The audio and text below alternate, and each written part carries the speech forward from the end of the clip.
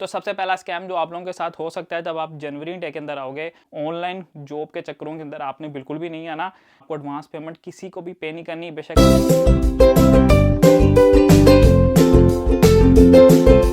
अस्सलाम वालेकुम everyone, welcome back to a new video. तो यार कैसे हो आप सब? उम्मीद करता हूँ सब खैरियत से हो गए, ठीक ठाक हो गए।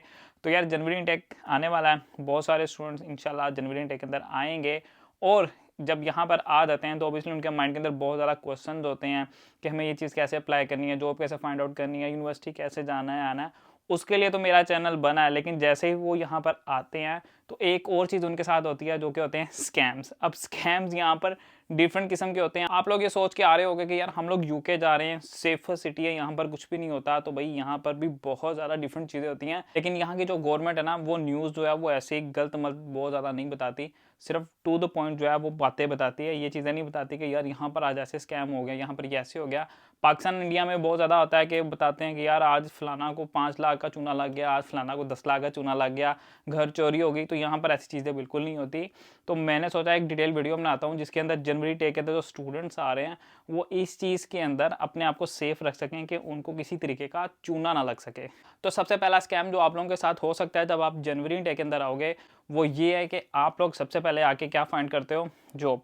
अब जॉब के अंदर आप कहोगे कि यार जॉब के अंदर कैसे चुना लगेगा, तो इसमें 2-3 कैटेगरीज हैं, ठीक है। सबसे पहले मैं आपको बता देता हूँ जो कि ज़्यादातर स्टूडेंट्स के साथ होती नहीं है, क्योंकि इतने स्टूडेंट जो है वो अक्लमंद तो होते हैं, क्योंकि ऑब्वियसली कोई मास्टर्स करके आ रहा है, बैचलर्स में आ रहा है, तो उनको इतना आइडिया होता है। लेकिन जब जॉब उनको बहुत ज़्यादा चाहिए होती है ना, तो बंदा कह लो कि आंखों पे पट्टी पड़ जाती है, बंदा कुछ भी कर लेता है। तो ऐसे ही कुछ स्टूडेंट्स के साथ हुआ है, उन्होंने मेरे साथ अपनी ये जर्नी शेयर भी की है और उन्होंने मुझे काफ़ी टाइम पहले इस बारे में रिक्वेस्ट की थी कि अहमद भाई इसके ऊपर डिटेल वीडियो बना दें, ताकि जो भी जनवरी इंटेक के स्टूडेंट आ रहे हैं वो इस कैम्प के अंदर ना ऐड हों। तो मुझे टाइम नहीं मिला इसके ऊपर डिटेल वीडियो बनाने का, तो मैंने सोचा आज की वीडियो के अंदर मैं बता देता हूँ।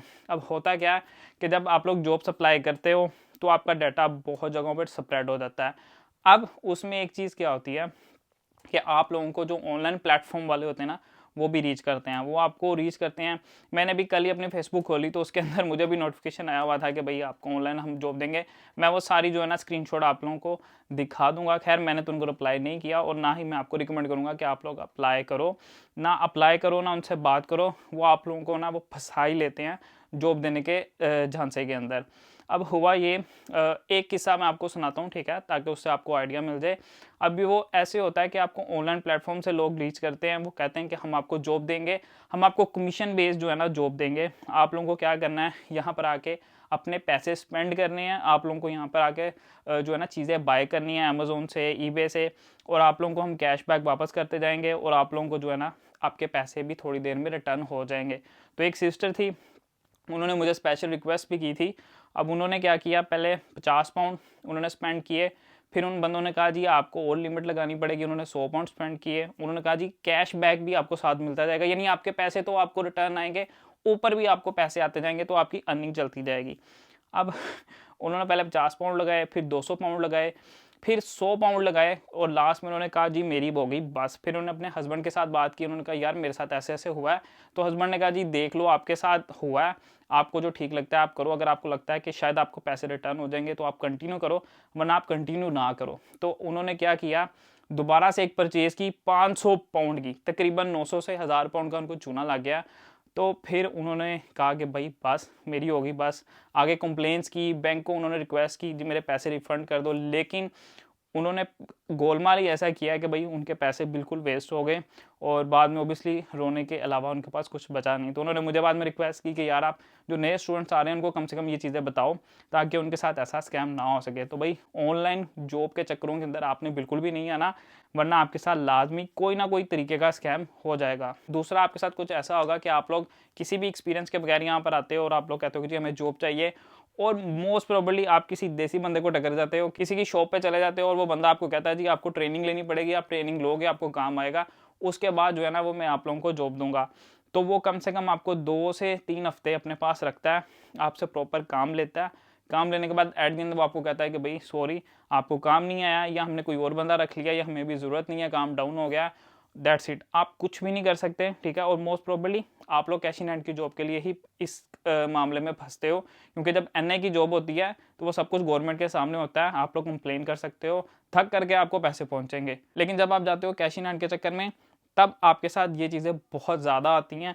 उन्होंने बाकायदा रजिस्टर बनाए होते हैं, उसके ऊपर उन्होंने नाम नंबर लिखे होते हैं, जो स्टूडेंट आते जाते हैं, 2-2 हफ्ते सबके लगाई जाते हैं एंड सो ऑन। तो कोई ना कोई आप लोग ऐसी स्किल सीख के आओ जिसकी वजह से आपको एक तो जॉब मिल जाए और आपका ये टाइम वेस्ट ना हो। तीसरे नंबर पे आपके साथ स्कैम होता है अकोमोडेशन के नाम पर। आप कहोगे यार अकोमोडेशन तो एक बनी बनाई जगह, उसके ऊपर हमारे साथ कैसे स्कैम होगा। मोस्टली स्टूडेंट्स क्या करते हैं, ऑनलाइन प्लेटफॉर्म से अपनी अकोमोडेशन बुक करते हैं। अब होता क्या है कि एक तो होती है जेन्युइन वेबसाइट, जैसे कि मैं हमेशा कहता हूँ कि अगर आपके पास अकोमोडेशन नहीं है तो मैं शुरू से एक ही वेबसाइट रिकमेंड कर रहा हूँ, अंबर स्टूडेंट। अंबर स्टूडेंट एक ऐसा प्लेटफॉर्म है जहाँ पे आपको ऑनलाइन हर जगह पे, यानी कि यूके में आप किसी भी सिटी में जाना चाह रहे हो, आपको अकोमोडेशन मिलेगी। आपको छोटा रूम चाहिए, बड़ा रूम चाहिए, हर जगह मिल जाती है। कुछ जगहों पे ये महंगे भी हैं, लेकिन कुछ जगहों पे ये सस्ते भी हैं। तो यू कैन ट्राई इट, इनका लिंक भी मैं नीचे छोड़ दूंगा, आप लोग जाके ट्राई कर सकते हो। लेकिन जब आप लोग बुक करते हो फेसबुक मार्केट प्लेस से, फेसबुक ग्रुप से, यूनिवर्सिटी के ग्रुप से, तो वो आपको क्या स्कैम करते हैं कि आप लोगों से पहले एडवांस पैसे मंगवा लेते हैं। पैसे जब आपके एडवांस चले गए हैं, उसके बाद वो लोग क्या करते हैं, आपको ब्लॉक कर देते हैं। सम टाइम वो आपको ब्लॉक नहीं करते, जब आप यहाँ एयरपोर्ट पे पहुँच के उनको फ़ोन करते हो उसके बाद वो आपको ब्लॉक करते हैं। और मुझे बहुत सारे स्टूडेंट्स के मैसेज आते हैं कि यार मैंने अकोमोडेशन बुक की थी, मतलब मैं एयरपोर्ट पे बैठा हूँ, कोई कहता है जी मैं बस स्टैंड पे आया हूँ, मेरे पास अकोमोडेशन नहीं है, वो बंदा मेरा फ़ोन नहीं उठा रहा। तो भाई इन स्कैम से आप लोगों ने बचना है। इवन कि जब आप यूके में भी आ जाते हो, लोग क्या करते हैं, आपको दिखाते हैं कि जी ये घर है। मुझे बहुत सारे लड़कों ने कहा कि हमें साथ लेके भी जाते हैं, हमें दिखाते हैं कि यार ये रूम है, ठीक है, इस रूम के अंदर, यानी बाहर से दिखाते हैं कि ये घर है, इसमें रूम है, आपका शेयर में आपको यहाँ पर रहना पड़ेगा, 300 पाउंड आप हमें एडवांस पे कर दो और उसके बाद नेक्स्ट डे अपना बैग लेके आ जाओ और आप लोग यहाँ पे रह सकते हो। तो भाई ऐसा बिल्कुल नहीं करना, आपको एडवांस पेमेंट किसी को भी पे नहीं करनी, बेशक आप पाकिस्तान में हो, इंडिया में हो, या बेशक आप लोग यूके के अंदर हो। जब तक आपने अपना बैग उस घर, उस कमरे के अंदर नहीं रख लेना, चाबी नहीं ले लेनी, आप लोगों ने कभी भी किसी को एडवांस पेमेंट नहीं करनी। तीसरे नंबर पे आपके साथ स्कैम ऐसे होता है कि यहाँ पर आपको लगता है कि यार पाकिस्तान इंडिया के अंदर ही ऐसा होता है कि फ़ोन्स के ऊपर स्कैम होता है, लेकिन यहाँ पर भी बहुत ज़्यादा आता है। इसमें बहुत सारी कैटेगरीज हैं, तो मैं 2-3 हैं वो आपको बता देता हूँ जो ज़्यादातर यहाँ पर होती है। एक तो इंश्योरेंस के नाम पर होती है, वो अभी आपकी होगी नहीं। दूसरी जो है वो बहुत मोस्ट कॉमन है, जब अपना बैंक अकाउंट खोल लोगे आपको कॉल्स आती हैं डिफरेंट नंबर से और वो आपको कहते हैं कि जी आपके नंबर से इतने पाउंड की, यानी कि 50 पाउंड की, 100 पाउंड की ट्रांजैक्शन हो रही है, तो क्या आप अप्रूव करोगे? क्या आप लोगों ने इसको अप्रूव किया? आप लोग टेंशन में आ जाओगे, यार मेरे बैंक से पैसे जा रहे हैं, बैंक से मुझे फ़ोन आ रही है, तो मैं क्या करूं? आप लोग टेंशन में कह रहे हो जी जी नहीं मैंने तो कुछ किया ही नहीं है।